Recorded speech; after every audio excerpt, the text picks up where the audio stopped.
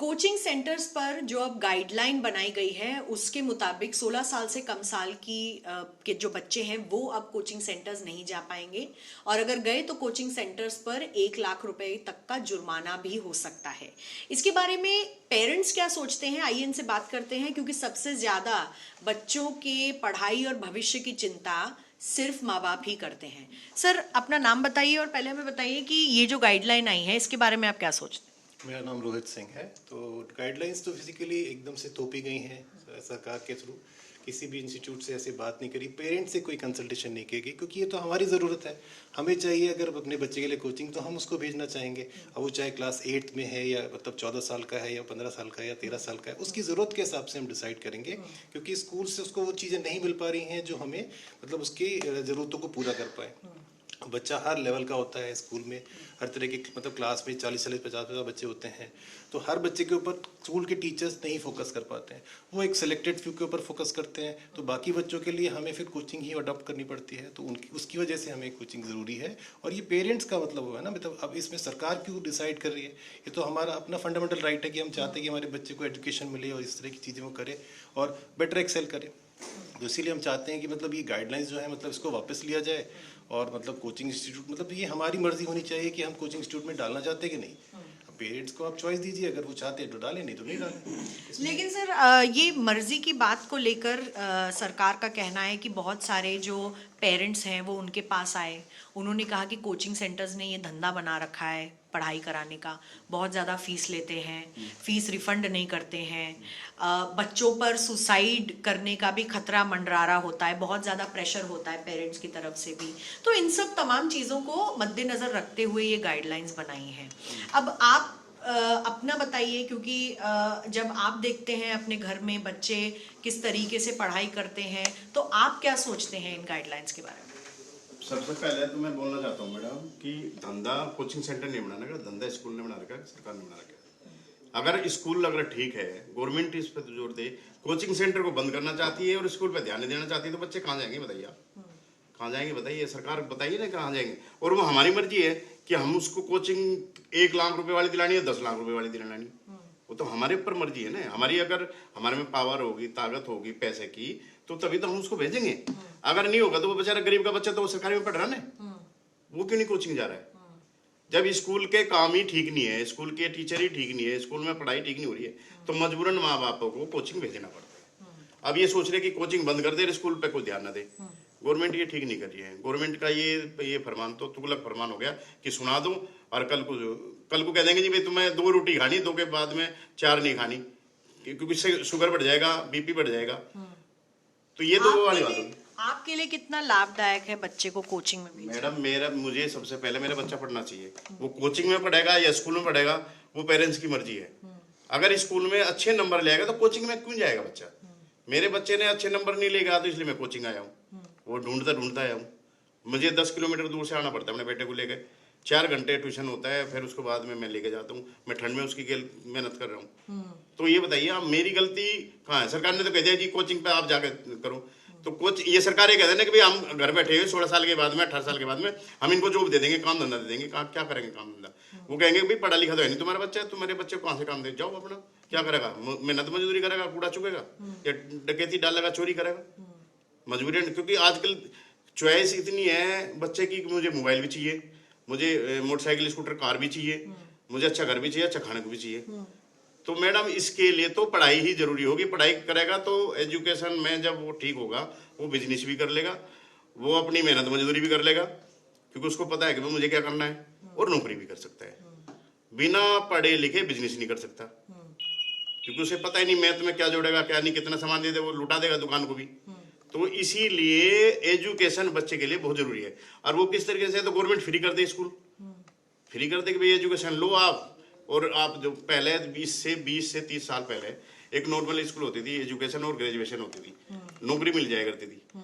आजकल क्या है, इंजीनियरिंग करो, यूपीएससी की तैयारी करो, एसएससी की तैयारी करो, और सीजीएल की तैयारी करो, गेट की करो, नीट की करो। इसमें मेरी भतीजी ने नेट होता है ना जो मेडिकल की, नीट होता है, उसने 3 साल तैयारी की मैडम। वो बहुत ज्यादा बीमार हो गई थी, उसको हमने एडमिट करा इसमें कोरोना काल में, क्योंकि वो खाई नहीं थी, वो पड़ती रहती, तो उसको कुछ स्टमिना में प्रॉब्लम आ गई थी और वो 20 किलो की रह गई थी, तो वो मरने वाली थी। यार वो कोचिंग कराती है मुखर्जी नगर, बिल्कुल ठीक ठाक है। हमने बोल दिया भाई मेडिकल का काम तो छोड़ दे, उसने जिद पकड़ ली कि नहीं मुझे तो मेडिकल में पास होना और मुझे डॉक्टर बनना और मुझे हार्ट का डॉक्टर बनना है। तो वो 3 साल तक उन्होंने तैयारी की और उसने कुछ नहीं हो पाया, क्योंकि वहां तो कंपटीशन है ना, हर बार 2-3 नंबर से रह जाए। बिल्कुल। अब वो करी ना, गवर्नमेंट ने नौकरी तो दी नहीं उसका क्लियर हुआ। तो बताइए, और आकाश इंस्टीट्यूट में उसको हमने कोचिंग कराई है 3-4 साल, नहीं क्लियर हो पाया। तो ये तो हमारे उसकी अपनी चॉइस है ना कि बच्चे को हमें पढ़ाना या क्या कराना। ये तो गवर्नमेंट ये कहते हैं कि भाई तुम्हारे बच्चे को हमारी गारंटी है, जैसे विदेशों में पढ़ाई फ्री, रहना फ्री, खाना फ्री। तो माँ बाप लेंगे मौज, जैसे माँ बुढ़ापे में मौज ले, हम भी मौज लेंगे मैडम, या हर माँ बाप मौज। बिल्कुल। ठीक ये है ना? बहुत आपने जो वाकया मुझे सुनाया अभी कि आपकी भतीजी नीट की प्रिपरेशन के लिए इतनी मोटिवेटेड थी लेकिन नहीं निकाल पाई नीट, तो अब वो कोचिंग इंस्टीट्यूट में ऐसे बच्चों को पढ़ा रही हैं जो आगे जाकर वही एग्जाम्स देना चाहते हैं। ये बहुत अहम बात है क्योंकि कई जो बच्चे हैं कॉम्पिटिटिव एग्जाम्स देते हैं, किसी कारण नहीं निकाल पाते हैं, वो अपनी जो नॉलेज है, अपनी जो शिक्षा है वो बाकी बच्चों को भी दे पाते हैं, और इस पे बहुत बड़ा सवाल अब सरकार खड़ी कर रही है। मैं और पेरेंट्स से भी बात करना चाहूँगी। मैम आप बताइए कि ये जो गाइडलाइन है इसके बारे में क्या सबसे ज़्यादा जो दिक्कतें हैं वो पेरेंट्स को ही आ रही हैं? सबसे ज़्यादा दिक्कतें देखिए अभिभावक को ही आ रही है, क्योंकि जब आपका सरकारी शिक्षा तंत्र विफल हो गया तो ही तो हमने ट्यूशन या कोचिंग का माध्यम पकड़ा। और उसके बाद आप देखिए, मैं आपका ध्यान एक चीज़ की ओर आकर्षित करना चाहूँगी। प्राइवेट स्कूल जब हम अपने बच्चे को भेजते हैं तो हमारे पास फीस देने के अलावा कोई ऑप्शन नहीं होता है, कोई और हमारे पास विकल्प नहीं है, क्योंकि आपको स्कूल की फीस तो देनी ही देनी है। लेकिन कोचिंग में तो आपके पास वो विकल्प है मैम, जितनी आपकी ज़रूरत है या जो आपकी जेब आपको कहते हैं ना देती है अलाउ, आप उस हिसाब से अपना कोचिंग सेंटर चुन सकते हैं। और जब स्कूल की विफलता आपके बच्चे पे हावी होने लगती है, 6 घंटे बच्चा स्कूल देगा, 2 से 4 घंटे कोचिंग देगा, तो आप खुद सोचिए कि हमारे पास कोई और विकल्प बचता है क्या? हम अपनी मर्जी से कोचिंग भेज रहे हैं। ये स्कूल का ही तो पीयर प्रेशर है जो हम नहीं संभाल पा रहे हैं। किसी हद तक उस विफलता की तरफ सरकार का कोई ध्यान नहीं है। वो स्कूलों का कोई ऑडिट नहीं करना चाहती, उनके टीचर्स का, स्कूल के रिजल्ट का, किसी भी तरीके का कोई आकलन नहीं करना चाहती। सिर्फ वाकई ये एक तरफा, जैसे कहते हैं ना मैम, एक तरफा फरमान दे दिया है कि कोचिंग इंस्टीट्यूट बंद करें। वो क्यों नहीं कहती कि ऐसे स्कूल बंद करें जो बच्चों को अच्छी शिक्षा नहीं उपलब्ध करा पा रहे हैं, जिनके बच्चे बार बार कहते हैं ना कि पेयर प्रेशर में आके कोचिंग की तरफ भाग रहे हैं। तो पहले तो सरकार अपनी विफलता देखे और उसके बाद इस तरीके के फरमान दे, क्योंकि बच्चे के पास बचता क्या है? बार बार क्लास में उसे एक तरीके से कह लीजिए बहुत हद तक टॉर्चर कर दिया जाता है। सिर्फ 4 बच्चों को बोला जाता है बार बार कि आप जवाब दीजिए, आप जवाब दीजिए। तो आपको नहीं लगता वो एक बच्चे का कितना मानसिक उत्पीड़न होता है बार बार स्कूल में? तो उन चीज़ों पर ध्यान दे सरकार, ना कि इन फालतू की चीज़ों पर ध्यान दे। बिल्कुल। और आपसे भी बात करेंगे मैम, ये बताइए कि जब बच्चों को कॉम्पिटिटिव एग्जाम्स में बैठना होता है और कुछ टॉपिक समझ में नहीं आते हैं, तो क्या पेरेंट्स जोर ज़बरदस्ती करते हैं बच्चों को परफॉर्मेंस हो या फिर यूपीएससी निकालें या बच्चे डॉक्टर बने, लॉयर बने? सरकार कहती है कि और भी ऑप्शंस हैं, बच्चा सिंगर बन सकता है, डांसर बन सकता है, म्यूजिशियन बन सकता है, जर्नलिस्ट बन सकता है, बहुत चीज़ें बन सकता है। तो माँ बाप क्यों नहीं चाहते ये बाकी चीज़ें करें?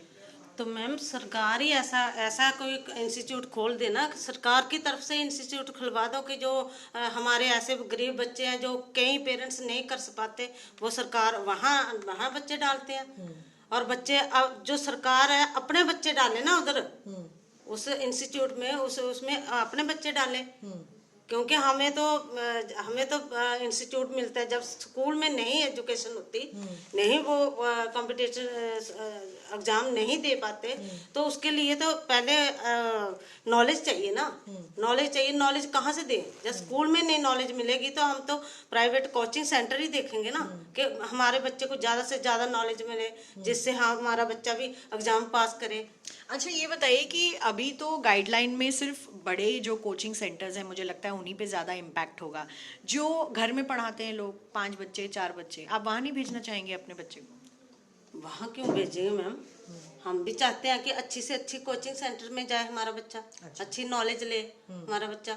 अगर सरकार कोचिंग सेंटर खोलना चाहती है तो ठीक है, सरकार कोचिंग सेंटर खोले, हम उन्हीं में डालेंगे बच्चे। अच्छा, हम उन्हीं में बच्चे डालेंगे। आप क्या चाहती हैं कि में- आपका बच्चा कौन सी क्लास में है और क्या करवाना चाहती हैं? क्या चाहता है आपका बच्चा? मेरा बच्चा 8th क्लास में है, आराध्या डोगरा है। मैं तो चाहती हूँ कि IPS बने। अच्छा। और सरकार कोचिंग सेंटर खोले, उसी में डाले फ्री में।